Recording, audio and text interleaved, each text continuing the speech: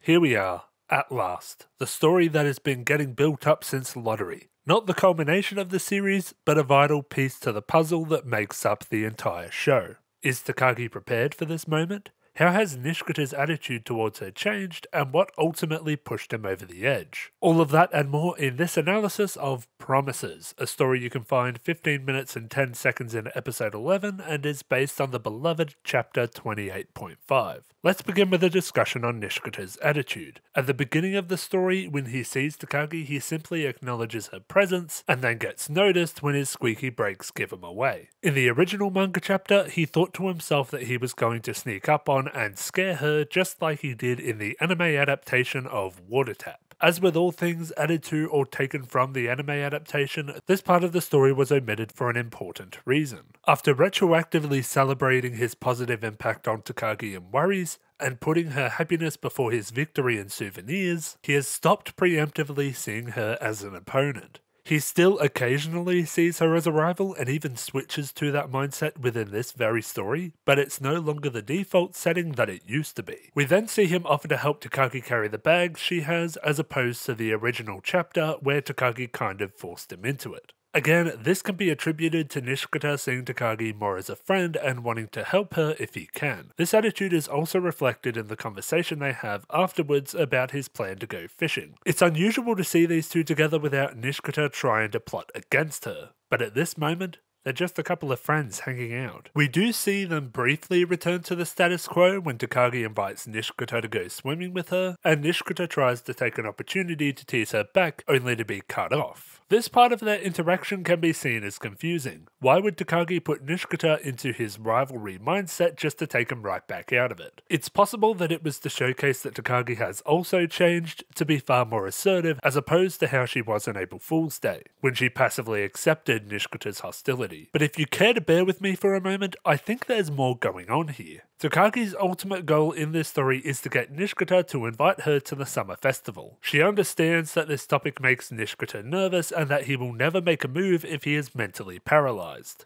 Luckily, she knows a surefire way to get him to relax. She teases him to raise his defense, putting him into his rivalry mindset, then feeds him a story about her bike that he can easily turn around on her. When he takes the bait, she realizes that she has him right where she wants him, in his comfort zone. From here, she makes a statement that is open-ended and ambiguous, asking him if he is forgetting something. Clearly the intention here was for him to remember the summer festival, but this genuinely doesn't work. So she brings up summer homework, knowing that it would end with an invitation to go to the library, followed by a trip to the shrine.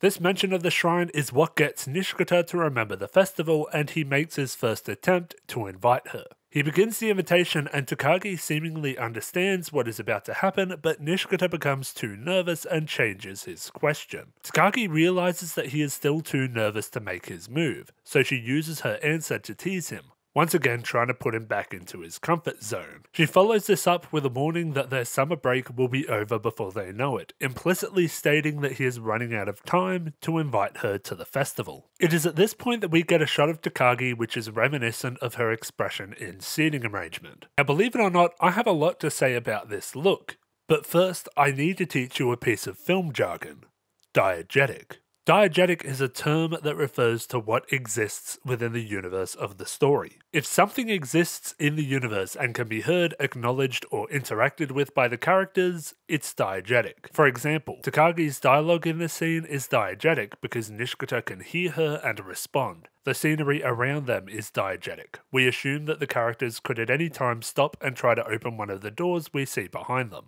Non-diegetic elements do not exist within the universe and usually consist of the score or visual prompts. For example, in Treasure Hunting, when they were following the map, the instrumental of 0 centimeters was non-diegetic, as the characters could not hear or interact with it. An example of non-diegetic visuals can be found in Waterslide, when Takagi and Nishikata were having a conversation and the area around them became overexposed. The scene did not look like this because it suddenly became super bright outside. It looked like that to represent Nishikata's point of view. In that moment, Takagi was all he could pay attention to. My question regarding this face is whether or not it is diegetic. If it is, then all I can say is that Takagi is uncharacteristically disappointed that Nishikata has failed his first attempt at inviting her to the festival. However, if the face is non-diegetic, if we are simply seeing this face as a representation of the vibes that Takagi is putting off as interpreted by Nishikata, this discussion becomes far more interesting.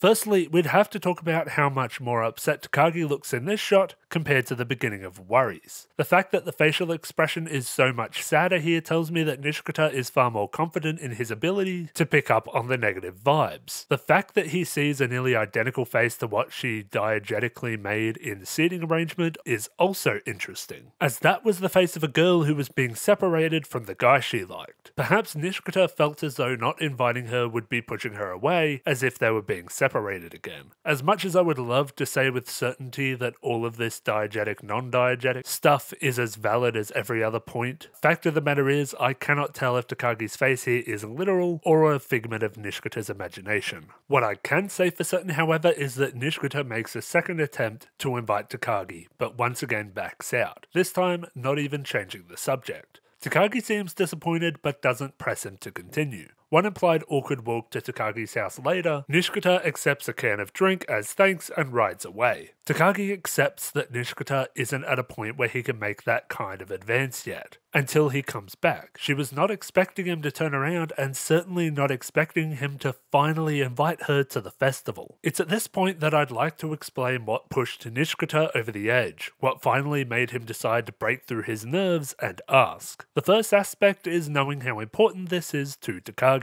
After seeing her so upset in Worries, and finding out it was all done to ensure that they could go to the festival together, Nishikata realizes how important going to the summer festival together is to Takagi. One might ask if this aspect is instead obligation. Knowing how much trouble Takagi had gone through would have made not inviting her a rude thing to do. But that's not the case. No amount of obligation would pressure Nishikata into doing something he wasn't comfortable doing. The second aspect is his changed perspective on Takagi. As I've said before, his attitude towards Takagi has gone from that of a full-blown rival to that of a friend with competitive tendencies. He understands that a relationship exists between them that goes beyond their rivalry, and asking her to the summer festival is the ultimate acknowledgement that he can act on this understanding. We've gone from Nishikata retroactively not lamenting a loss over Takagi's happiness, to preventing a prank to maintain her happiness, and now here he is, actively trying to create happiness, even at his own emotional expense. Last reason I'll bring up is that going to the festival with Takagi is something that he wants to do. I've said many times over the course of this analysis series that Nishikata does like Takagi. He does enjoy spending time with her and being her friend. The prospect of going to the summer festival with her was likely a compelling one for his subconscious mind. He just needed his conscious mind to reluctantly agree. This doesn't by any means make him confident in asking. He is still nervous about it, but just like in Sneeze and Nurse's Office, he fights through the nerves to do what he knows is the right thing to do for both of them. Comparisons to Critical Hit are inevitable, given that the story takes place at the same point in the series and has the same consequence.